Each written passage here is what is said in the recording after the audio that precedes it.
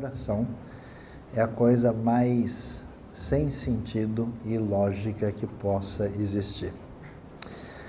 Se você raciocinar comigo direitinho, na oração a gente vai tentar informar a Deus a respeito de alguma coisa. Um Deus que é completamente onisciente, onipotente, que sabe mais do que você sobre o assunto. E você vai tentar dizer alguma coisa para Ele. Além disso, por definição, já ser um negócio complicado, você informar quem já sabe de tudo, corre o risco de você mesmo nem entender direito o que está acontecendo. E então, você ainda corre o risco de mandar a informação equivocada, errada, marcada pela sua visão limitada, pela sua situação de dificuldade. E, portanto, quando a gente tenta pensar em oração de maneira racional, lógica, humana, de fato, a oração não faz sentido. A oração tem a finalidade de ser um exercício na vida cristã de dependência de Deus, de reconhecimento de nossa limitação e fragilidade, e de compreensão de quem Deus é. Geralmente, a gente tenta orar, principalmente quando a gente tem uma situação difícil que incomoda a gente e a gente quer mudar essa situação. E Deus, na sua bondade, no seu poder, na sua graça, Ele muitas vezes muda coisas de maneira extraordinária através de uma simples oração. Mas a coisa mais significativa que a gente vai descobrir é que a oração, na verdade, tem um propósito maior de mudar a gente, de mudar a pessoa que ora. Então, eu vou confessar a verdade aqui. Eu já fiz uma série de estudos a respeito da oração e eu sei que houve um chamado 5 Verdades, do qual eu não me lembro exatamente tudo que está envolvido lá, porque nós temos, vamos dizer, dezenas de verdades sobre a oração, mas eu vou refletir com vocês a partir do meu coração e daquilo que eu tenho para compartilhar aqui nessa tarde. E eu queria começar mencionando o que a gente vê no ensinamento de Jesus sobre oração. Quando nós lemos em Mateus capítulo 6, Jesus começa a dizer o seguinte, no versículo 5, e quando vocês orarem, não sejam como os hipócritas, eles gostam de ficar orando em pé nas sinagogas e nas esquinas a fim de ser vistos pelos outros. Eles asseguram que eles já receberam a sua recompensa. Mas quando você orar, vá para o seu quarto, feche a porta, ore ao seu pai que está em secreto. Então, seu pai que veio em secreto o recompensará. Então, a primeira coisa importante para a gente aprender na nossa relação com oração, nessa conversa, nessa busca de Deus, é um exercício de autenticidade. Por quê? Porque o ambiente religioso é muito perigoso, é extremamente complicado, porque as pessoas começam a disputar na bolsa de valores espiritual, né? E existe toda uma série de códigos externos em que as pessoas acabam avaliando como um lugar, um ambiente onde as pessoas são mais ou menos espirituais. Então, o ambiente religioso é mais ou menos como uma sala cheia de gente gripada, onde todo mundo facilmente pega o resfriado. Então, a proposta de Jesus é o seguinte, olha, quando você for buscar Deus e falar com Deus, pare de bancar o santinho. Pare de fazer cara de crente. Pare de ser uma pessoa que parece espiritual para os outros, seja uma pessoa normal. Porque as pessoas, na época de Jesus, faziam isso. O pessoal tinha até a capacidade de fazer cara de quem tinha jejuado, né? De fazer cara de triste, para o pessoal falar, nossa, como ele é consagrado, né? Nossa, como ele é uma bênção. Então, se tem um negócio que destrói e dinamita a vida espiritual da gente, é exatamente a gente entender que a nossa prática religiosa, de alguma maneira, pode conferir algum tipo de status diante das outras pessoas para que elas venham, de alguma forma, a botar uma azeitona a mais na nossa empadinha. E pensando nisso, acho que vale a pena a gente fazer um levantamento. Em que medida o que a gente faz de espiritualidade ou de oração, a gente divulga para todo mundo? A gente coloca na vitrine. É tão fácil falar mal dos outros, né? E é tão mais fácil falar bem da gente. Então, quando a gente pensar no exercício de oração, que a oração seja uma realidade autêntica. Por isso que o grande sinal da oração verdadeira é a oração que é feita sozinho. Porque vamos falar a verdade, né? A gente está na frente dos outros na igreja, você dá aquela enfeitada no pavão assim para poder orar, para o pessoal, né, acompanhar a coisa de maneira, vamos dizer, em sintonia com a sua bela oração, né? E o que Jesus está dizendo, que a oração autêntica é a oração que a gente faria de joelho no quarto quando está doendo, quando está um negócio difícil. Porque a gente não fica escolhendo palavra, a gente não fica fingindo coisas bonitas para os outros escutar, porque a gente não ora a Deus, ora para as pessoas. E ora para as pessoas para que as pessoas escutem aquilo e de alguma maneira seja mostrada a nossa espiritualidade. Então Jesus me diz, olha, se vocês querem aprender a orar, vocês devem fazer todo o possível para que esse exercício de religiosidade externa não acompanhe a vida de vocês, né? Então pense com você, né, em que medida a sua oração é reflexo do seu coração. Às vezes eu fico assustado no meio religioso, como as pessoas dizem coisas sem pensar. Porque eles já estão fazendo a coisa no automático, fazendo as coisas numa dimensão que não envolve a sinceridade que Deus deseja. Eu gosto de dizer, e vou repetir, que oração boa é oração de criança, que a criança fala a verdade de coração aberto, né? Como eu gosto de dizer, Papai do Céu, obrigado pela comida, menos pela cenoura, que o senhor sabe que eu não gosto, né? E aí a coisa realmente é verdadeira, a gente precisa buscar essa autenticidade. E Jesus prossegue e vai dizer uma segunda coisa muito importante. Ele diz isso no versículo 7. Quando orarem, não fiquem sempre repetindo a mesma coisa como fazem os pagãos. Eles pensam que por muito falarem, serão ouvidos. Não sejam iguais a eles, porque o seu Pai sabe do que vocês precisam antes mesmo de pedirem. Ou seja, Jesus vai dizer, existe um jeito complicado na tradição religiosa dos judeus de fazer uma oração pensando nos outros. Não façam isso. Mas os pagãos também têm um outro jeito de buscar a relação com a divindade, que é igualmente complicado. O que eles fazem? Eles repetem o negócio o tempo todo como uma espécie de fórmula mágica. Qual é a diferença entre o jeito bíblico e cristão de orar e o jeito pagão, da bruxaria, da feitiçaria? Como é que funciona a bruxaria, a feitiçaria? Funciona da seguinte maneira: acredita-se que existem forças ocultas no universo e que essas forças ocultas precisam ser descobertas, os segredos.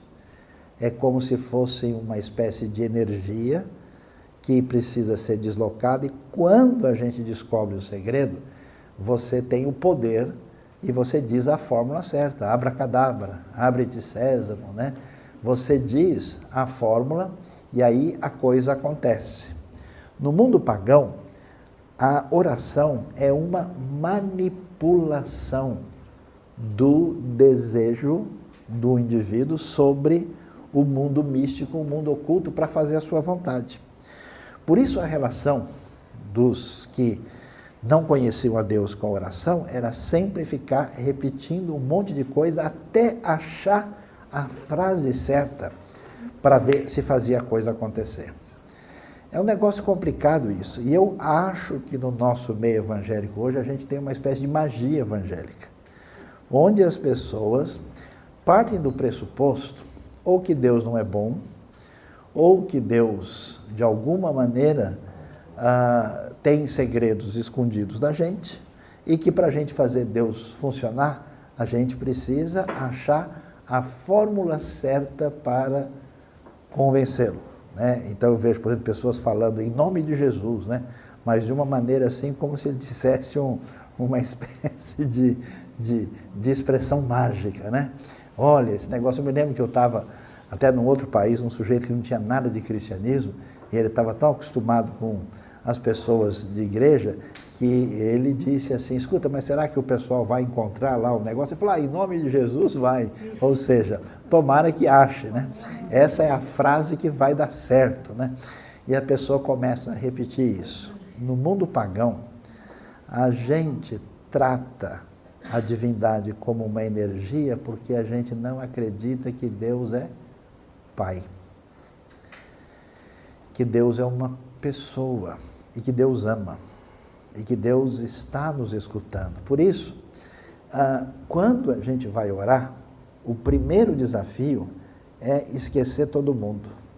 É esquecer as pessoas em volta e, de fato, entrar em contato com Deus. Porque a gente não descansa a cabeça, né?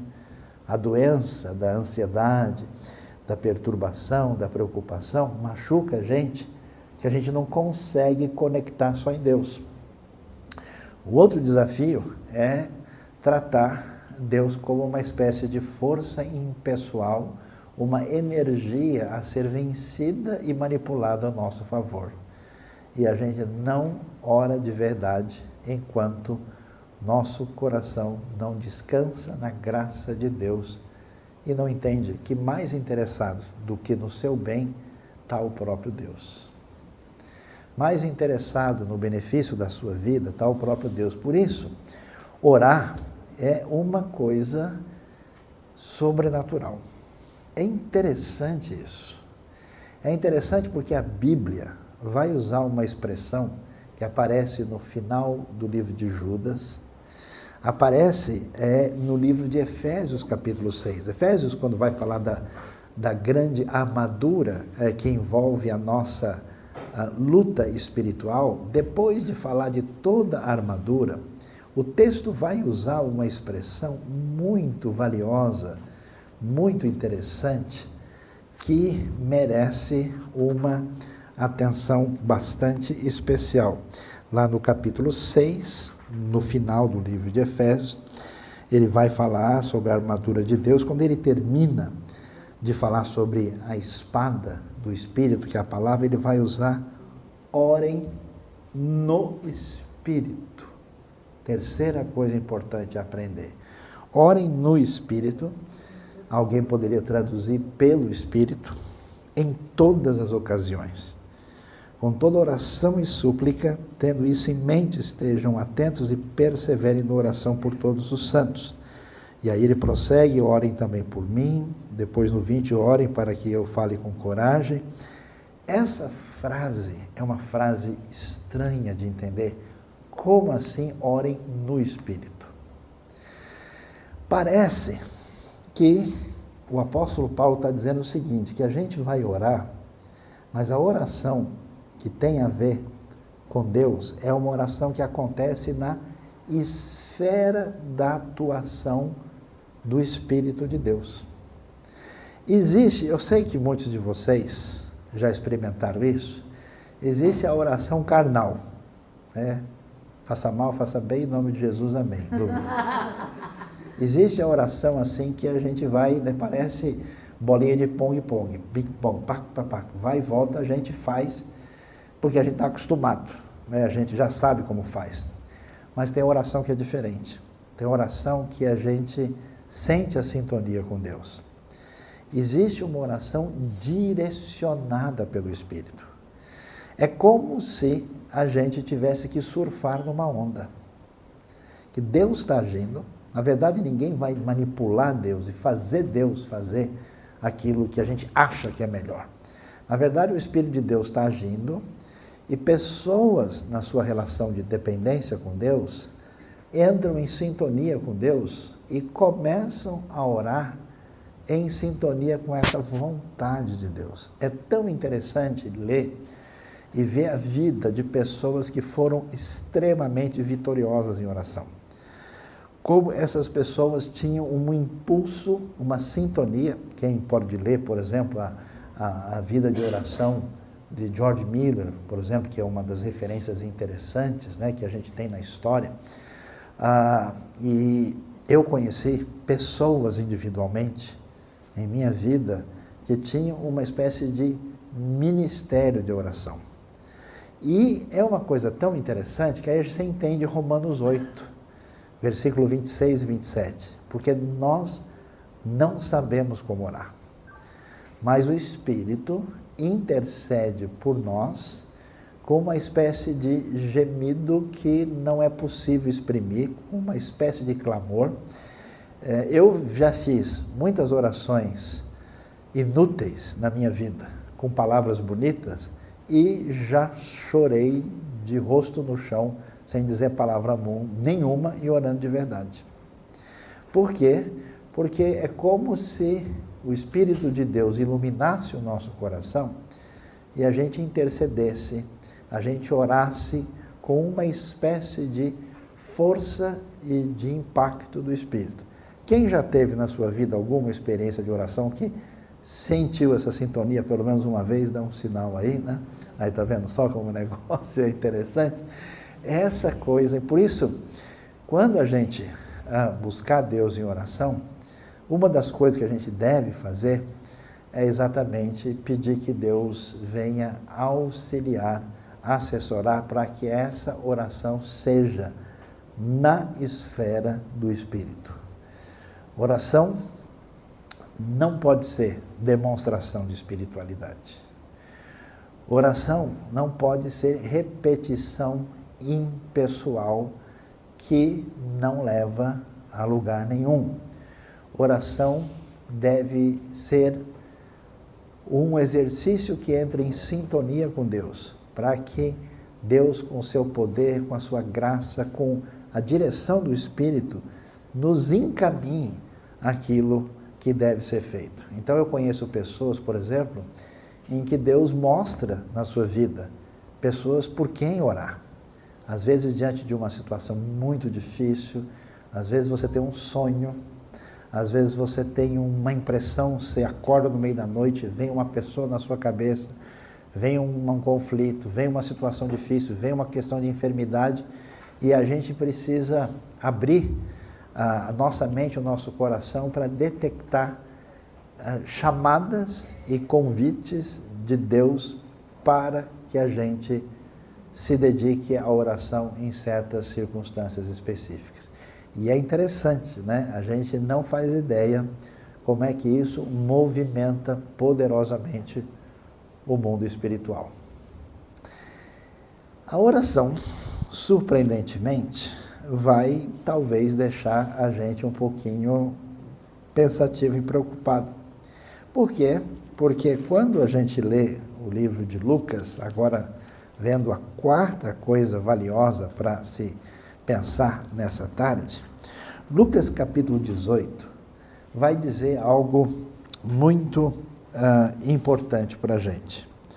Então Jesus contou aos seus discípulos uma parábola para mostrar-lhes que eles deviam orar sempre e nunca desanimar.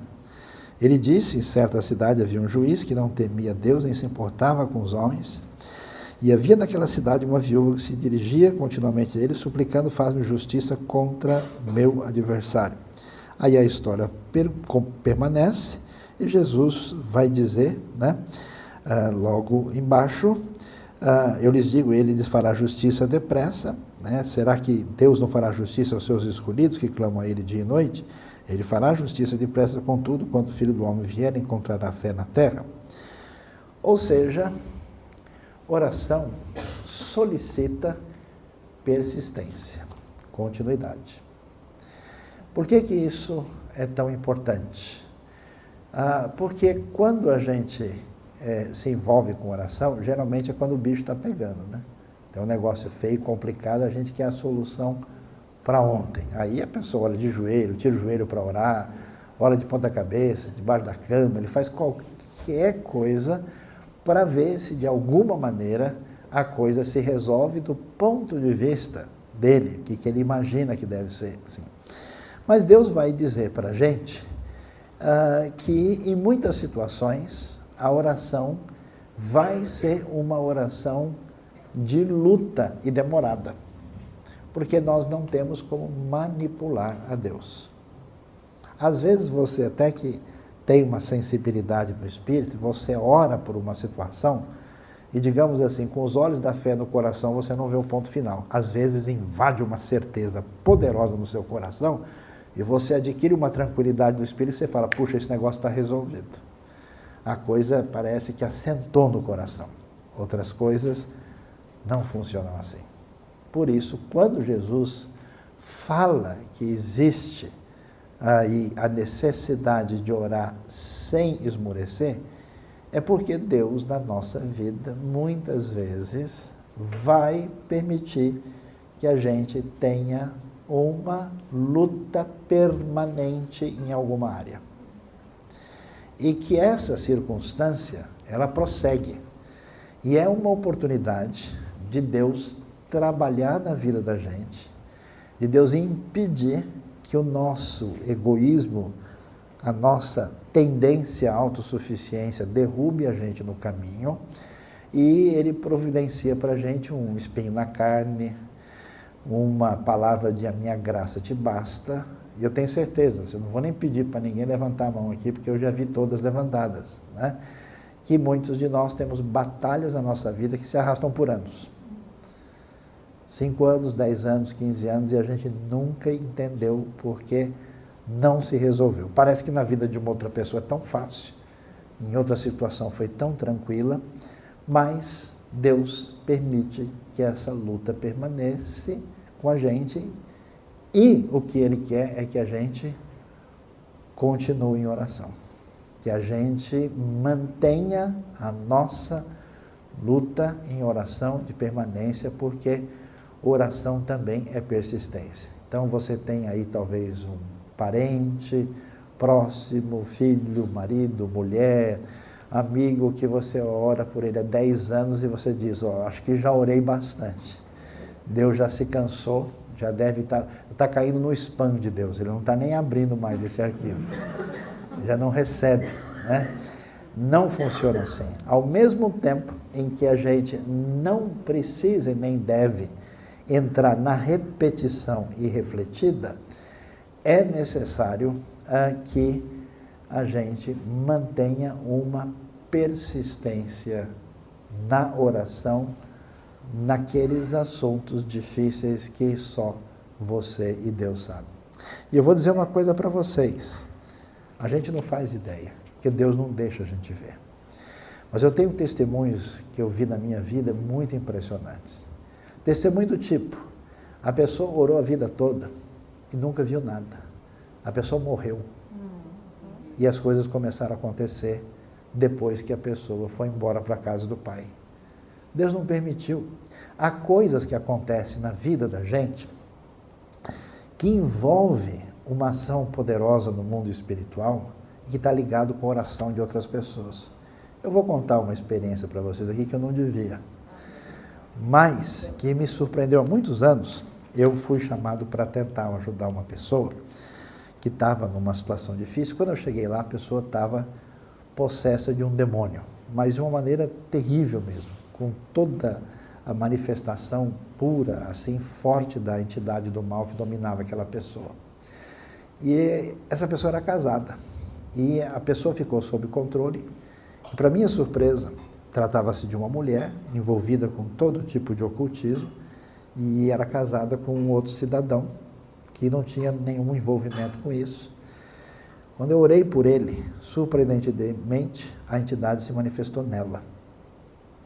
E eu fiquei surpreso, porque eu perguntei para ele, mas você foi nos trabalhos, nos envolvimentos ligados a isso? Ele falou, fui.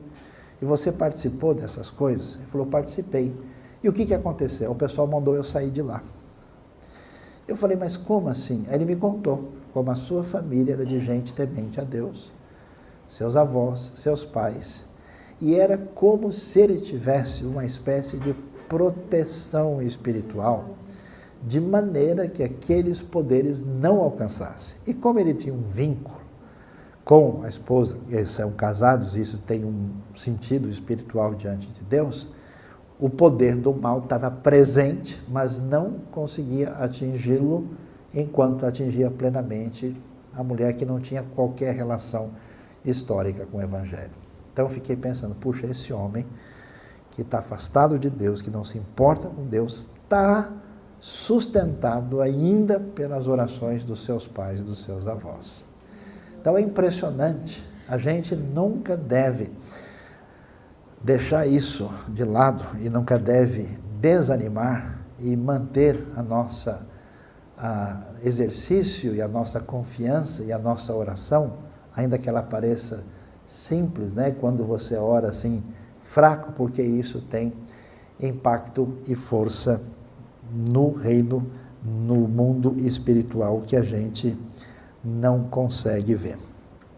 E, prosseguindo, eu queria caminhar para o nosso desfecho, pensando ainda aí na oração de Jesus no Pai Nosso, voltando para Mateus capítulo 6, Jesus vai dizer o seguinte no versículo 9, quando vocês orarem, vocês orem assim, Pai nosso que estás no céu, santificado seja o teu nome, venha o teu reino, seja feita a tua vontade, assim na terra como no céu.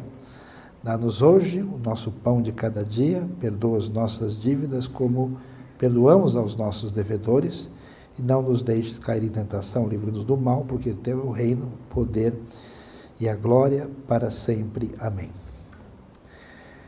Jesus vai nos ensinar que a oração, na verdade, é o meio pelo qual o reino de Deus com poder toma lugar neste mundo.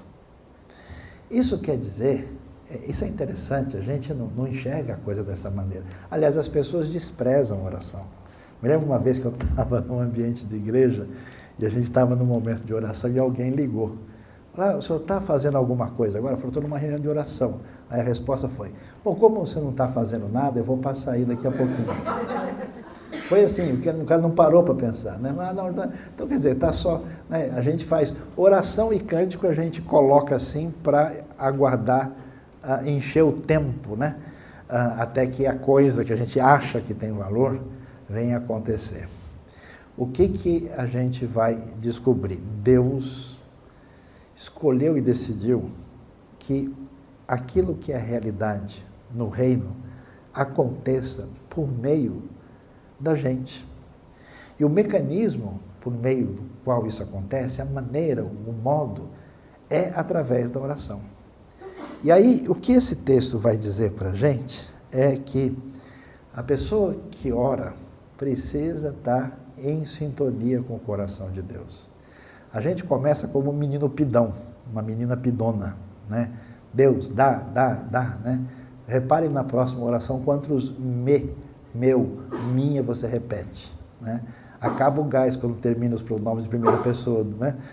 Senhor, me ajuda, me cura, me salva, me abençoa, né? E tal. O máximo que a gente faz é troca pelo nossa, né? Deus, a minha e a nossa família, assim por diante, né?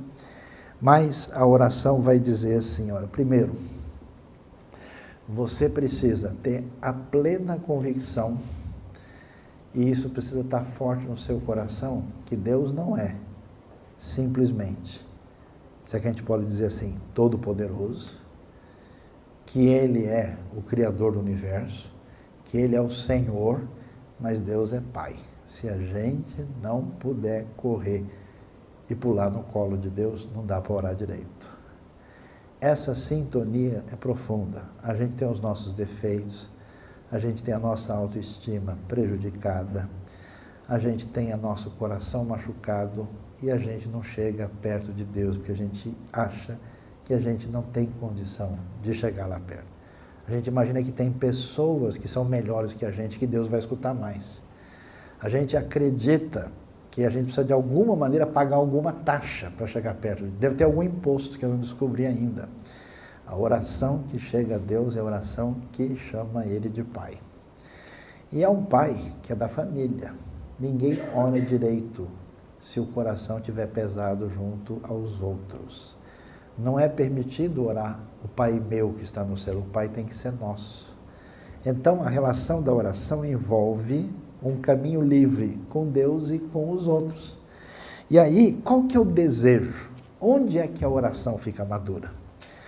Quando a gente ora, vem o teu reino. Ou seja, quando os sonhos de Deus passam a ocupar o sonho da gente. É igual a criança que não sabe das coisas e só quer chocolate, só quer doce, só quer sorvete. Mas quando Deus mexe com a gente, quando a oração trabalha a gente começa a ter as vontades que não vêm da gente, vêm do Espírito de Deus. Eu tenho visto, eu me lembro de um homem que eu fiquei muito impressionado com ele. Era um sujeito simples de tudo. Eu diria semi-analfabeto. Ele cuidava de um grupo de drogados no interior de São Paulo. Detalhe, ele não tinha dinheiro nenhum, não tinha sustento nenhum. E eu perguntava para ele, como é que você faz isso? Ele dizia, foi Deus que mandou. E eu faço isso só com oração. Eu levanto de madrugada, o Espírito mexe comigo.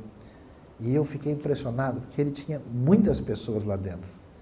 E ele me dizia, a gente ficou sem comida. Aí o supermercado da cidade bateu na porta e ofereceu para a gente.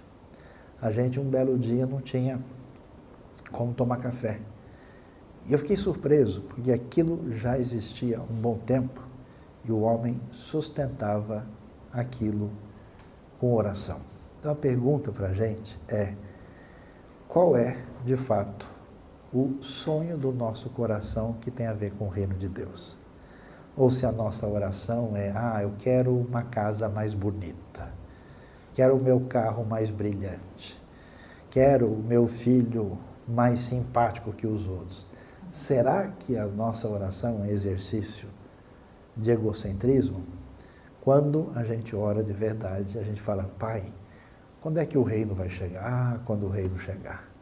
Vai ser tão diferente, vai ser tão poderoso, vai ser tão especial. Deus, uma coisa eu queria no meu coração, que a tua vontade fosse feita na terra como ela é feita no céu.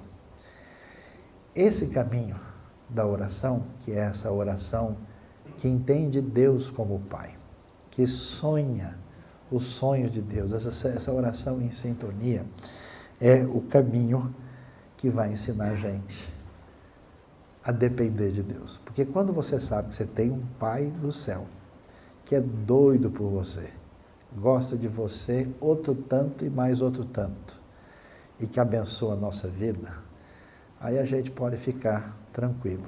O que mata a gente, o que é o contrário de oração, é perturbação, é ansiedade, é o desespero de cuidar com as emoções negativas do coração, os desafios que estão diante da gente. Por isso é tão bonita a oração, quando ela diz, o pão nosso de cada dia nos dá hoje. Porque eu jamais pediria assim, Deus, o pão nosso dos próximos 3 meses nos dá hoje. Para que eu já estoque um bocado e já fique ali com tudo na mão, para que se der qualquer problema eu tenha como resolver. Mas não é assim. A pessoa que descansa o coração em Deus sabe que vai depender dele e vai orar de novo todo dia. Tudo que a gente faz na vida é buscar margem de segurança para a gente não ser afetado, não ser atingido. A gente sempre se protege. A oração do Pai Nosso vai numa outra direção e ele só tem mais 2 pedidos no final. Deus, eu queria que o Senhor me ajudasse a ter o mesmo tipo de coração tão bondoso na direção das outras pessoas. Porque você sabe bem, quando você tem raiva de alguém, quando você tem coisa engasgada, quando você deseja o mal da pessoa, quando o que a pessoa fez machucou você, não sarou, e você no fundo está querendo que ela se exploda, amém, irmãos? Quem foi abençoado? A gente não consegue orar direito. A coisa é travada. É uma oração esquisita.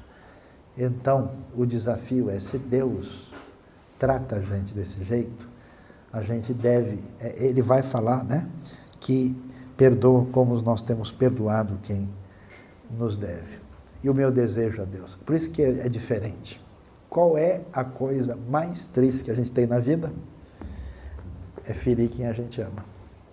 Quando você gosta de alguém de verdade e sente que você pisou na bola, não dá uma travada geral assim que você fica se defendendo, fica se explicando, fica rodeando, tentando dizer, não, não é bem assim, né? Pensa no filho querido, na filha querida, e que você deu uma escorregada fatal assim, e você tenta corrigir de toda maneira. Qual é o desejo que ele tem? Não nos deixe cair em tentação. Livra-nos do mal, Deus, porque uma coisa eu sei, que se eu cedo à tentação, o Senhor vai ficar muito triste. Quer dizer, o relacionamento com Deus é pessoal.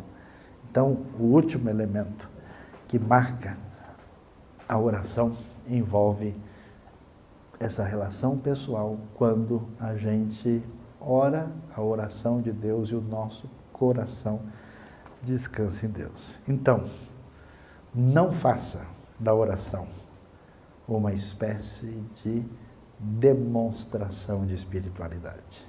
Eu conheço gente que fez meia oração e ele já coloca 30 anúncios para todo mundo. A oração, que é a oração de verdade, é a oração guardada entre você e Deus. Não entre no processo de manipular a Deus na oração, tentando repetir as coisas de uma maneira em que você acha. Se você falar assim, se você usar essa fórmula, você apertou a tecla entre e Deus funciona. Não é assim. Oração é no Espírito, na dimensão da ação do Espírito que mexe com a nossa vida, e a gente precisa caminhar na busca dessa sensibilidade, dessa oração que não tem tradução racional, porque, por definição, a oração é uma coisa que ultrapassa tudo isso. Oração não vai funcionar de imediato tantas vezes. Às vezes é uma batalha onde é necessário persistência e continuidade. E com certeza Deus tem uma batalha na sua vida que você vai lutar. E finalmente, oração é a oração que chama Deus de Pai, que mexe com a gente na direção de fazer com que a gente não ore os nossos pedidos infantis, egocêntricos e muitas vezes sem noção. Mas Deus passa a usar a nossa vida para orar e fazer diferença. Famosa história do David Wilkerson, que assistia TV toda madrugada e um belo dia o espírito o atingiu e ele começou, depois de ver a foto de um menino adolescente drogado, começou a orar por isso. E a partir desse exercício ele desenvolveu um projeto que fez diferença e atingiu a mudança de uma série de pessoas, que deu origem ao livro famoso A Cruz e o Punhal, Foge, Nick, Foge, e uma série de desdobramentos que até hoje tem inspirado pessoas a trabalharem com pessoas dependentes químicas do mundo todo. Deus quer usar a sua vida de maneira especial e quando a coisa vem de Deus, ela acontece pela oração. Que Deus abençoe a gente. Eu peço que você feche os seus olhos e fale com Deus nesse momento. Deus bondoso, Pai querido, obrigado pelo teu amor, pela tua bondade, pelo teu poder. Obrigado por cada pessoa especial que o Senhor ama e o Senhor tem aqui. Deus, o Senhor sabe do peso que a gente carrega no coração, sabe das nossas dores, da nossa ansiedade, da nossa fraqueza, dos nossos pecados, nossas frustrações. Ó Deus, ministra ao nosso coração nessa tarde, tira o peso de nós, abre os nossos olhos espirituais para enxergar o Pai querido e extraordinário que o Senhor é. Revela ao nosso coração a tua bondade, o teu amor, o teu poder, ó Deus, a tua vitória na nossa vida. E ajuda-nos, ó Deus, a sermos vencedores segundo o teu Espírito nas nossas batalhas. E, ó Deus, e ter o privilégio de ser honroso de ser usado por Ti para as grandes coisas ligadas ao Teu reino. Abençoa os corações que falam contigo, que Te buscam e que querem uma sintonia profunda. Derrama da Tua graça, da Tua bondade, da Tua bênção, do Teu poder nessa tarde. Te louvamos, agradecidos, orando em nome do querido Senhor Jesus. Amém. Amém. Que Deus abençoe o nosso coração aqui.